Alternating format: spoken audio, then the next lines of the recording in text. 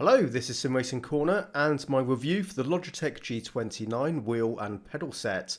We'll start off with an unboxing so you can see what you get with your purchase. The Logitech G29 is compatible with PCs and PlayStation 3 and 4 consoles. If you own an Xbox One, you'll be wanting the Logitech G920. For all intents and purposes, it offers the same performance, just licensed to be compatible with the other console. Other than a different layout of buttons on the face of the wheel, the G29 and G920 are the same hardware internally, so you can consider this review to be largely relevant for both versions of the Logitech wheel and pedals.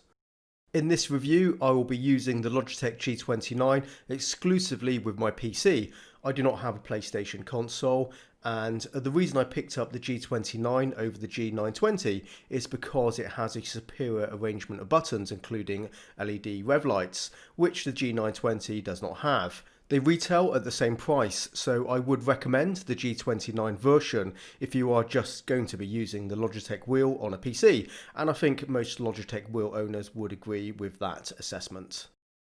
The Logitech G29 features force feedback, and if you're not familiar with this term, what that means is there are motors connected to the steering column and they transmit physical effects from the driving game. What you can expect is the sensation of road surface bumps, curbs, collisions and so forth, and resistance turning the wheel during cornering coming from the wheel. Force feedback adds immersion to the driving experience, but is also a very useful driving aid. All popular driving games support force feedback.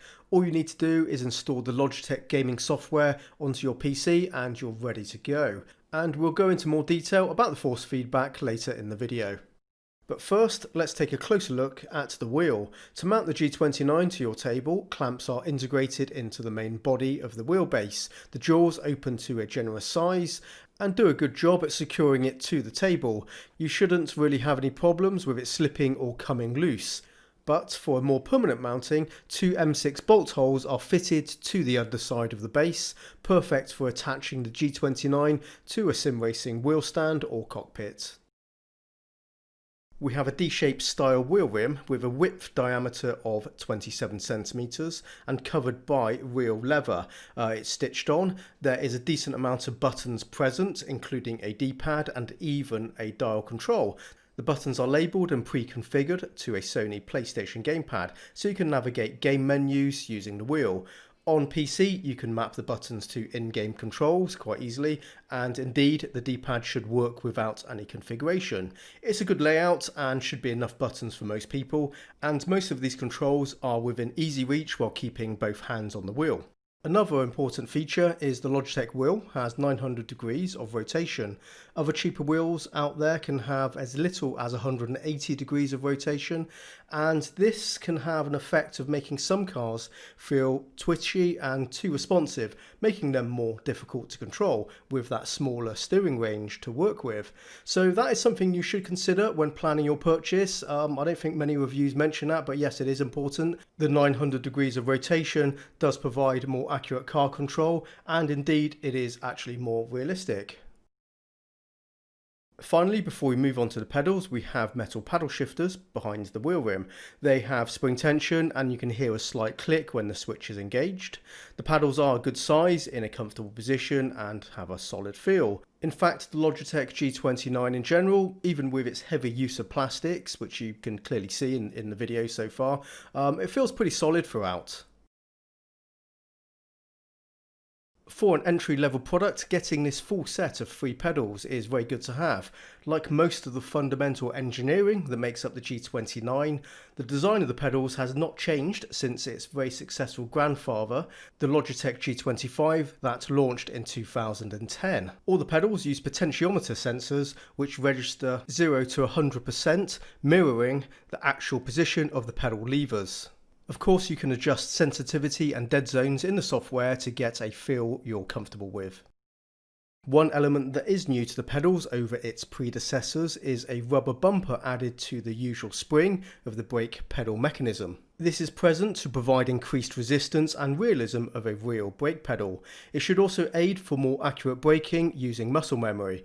However, because you do need to be quite forceful applying pressure beyond a certain throw of the brake pedal, if the pedals are not mounted to a stable structure or propped up against something sturdy, the pedals will push away from you instantly. There are 6 M6 screw holes underneath for hard mounting the pedals, also a clever retractable grip bar for carpets. Dozens of tiny forward facing teeth bite into the pile of your carpet, distributing the weight of the force being pushed against the pedals. So we have a couple of very thoughtful options to ensure the pedals stay in one place, which is essential. For my testing, I'm going to be using my Track Racer wheel stand simply because the pedals need that secure mounting. I have hard flooring in this room and simply put, there is absolutely no way these pedals will stay in one place. They will slide away immediately. To be fair, a wheel stand is always better than mounting to a desk anyway for both the wheel and the pedals, as the G29 is a very popular product. Wheel stands and turnkey full sim racing cockpits will come pre-drilled to support this wheel and pedal set out of the box. So the wheel mounting plate is the same deal on this Track Racer wheel stand. I'm hard mounting the wheelbase using the pre-drilled holes. When I'm done here, we can get started with the testing and we'll talk about the experience using the G29 in some popular titles.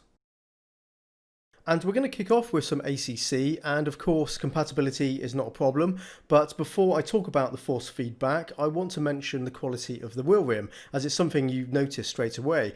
It feels as good as it looks, the real leather covering has a high quality finish, and the curved ergonomics of the grip is very good. The tactile feel of the wheel is important and shouldn't be overlooked, and Logitech have done a really great job on this. And when compared to the Thrustmaster T150 and TMX, which is considered to be the direct competitor to the G29 and G920, the entry-level force feedback Thrustmaster wheel feels cheap, plasticky, hollow and quite thin.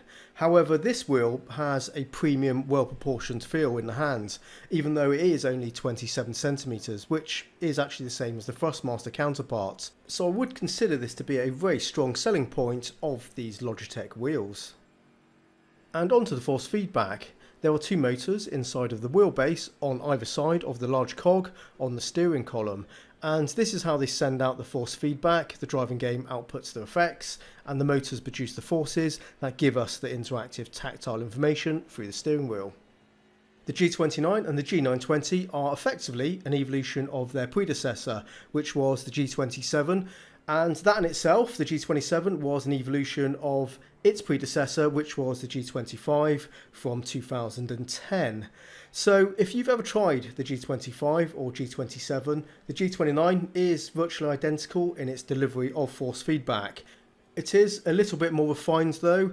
Changes to the internal cog mechanism gives the G29 an advantage with a smoother rotation of the wheel and less mechanical friction. It is also a little bit less notchy than before. Overall though, they are marginal improvements over the older models, so not exactly an essential upgrade unless it is for the purpose of console compatibility, or if you like, the appearance of the modern steering wheel.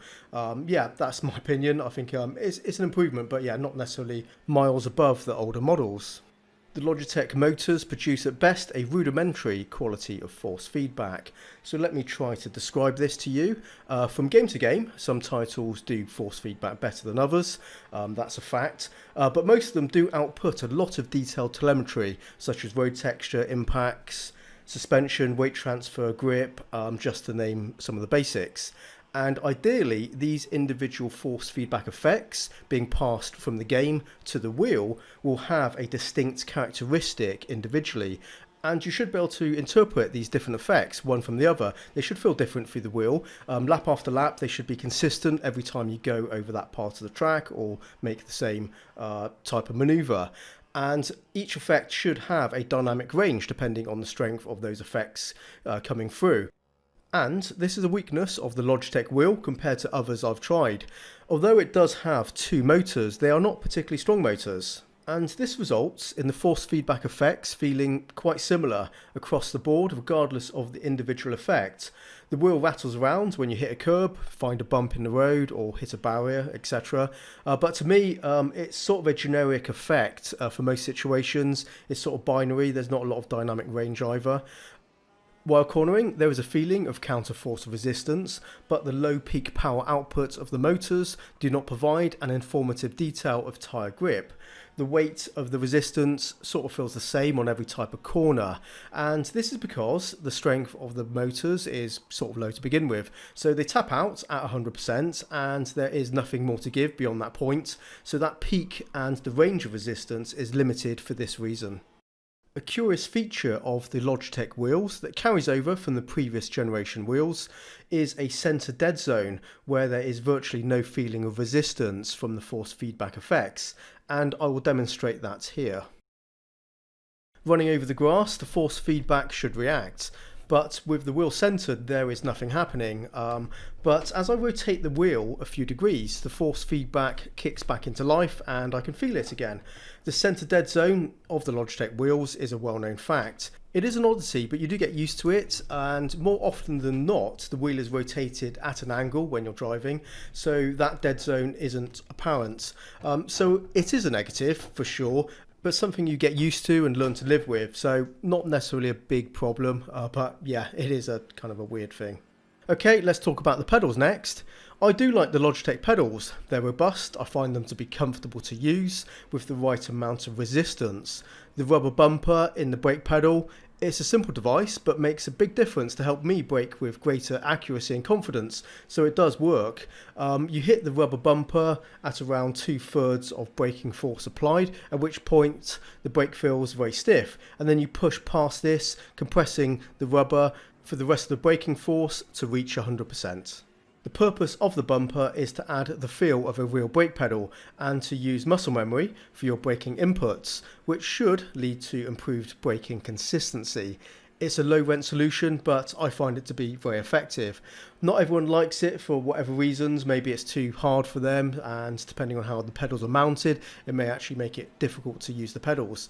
And have gone to the effort of removing it, which is possible. You can open up the pedals from the bottom. It's not too difficult, and there are videos on how to do that. That's not something I will be doing because I think it does a good job.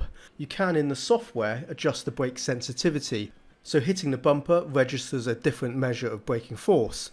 I personally made no changes to the brake sensitivity. I found it to be fine with the default settings. So for me, the Logitech pedals get a thumbs up.